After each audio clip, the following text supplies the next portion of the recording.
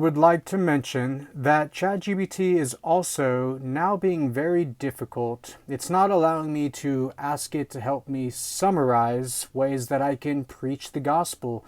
It either is saying that it violates the guidelines or in general says it cannot do that.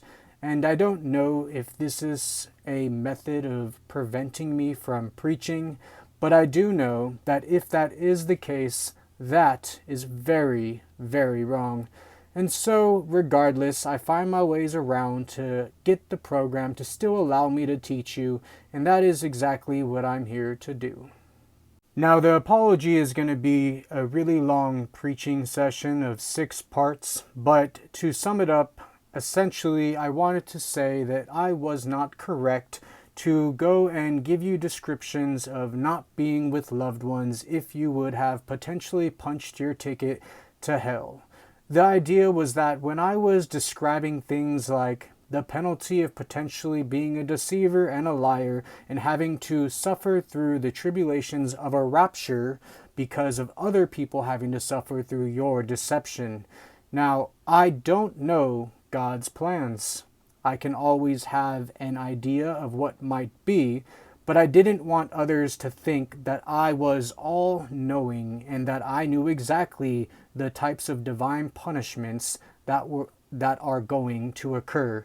And because of this, I wanted others to know that I am not thinking that way. It was more of me just giving a perspective, and hopefully in that manner you could understand that I am not acting like I can move mountains or walk on water, but I am simply aiming to preach what I think could happen, so that way I can warn others, and that way maybe they themselves can take the steps towards God and doing what is righteous and what is true and not falling into sin. Lastly, when I was mentioning that those who even allow others to be deceivers and to hide the truth, those people may think, well, maybe I am actually trying, and now I've dug myself in a grave because I am actually unable to do anything. For one, we are able to do anything because it is God who we serve and not human law. However, it wasn't in my place to include you into the punishment of what could happen. That is not for me to decide, that is for God to decide. But God is a righteous judge, and we should know what is right and what is wrong.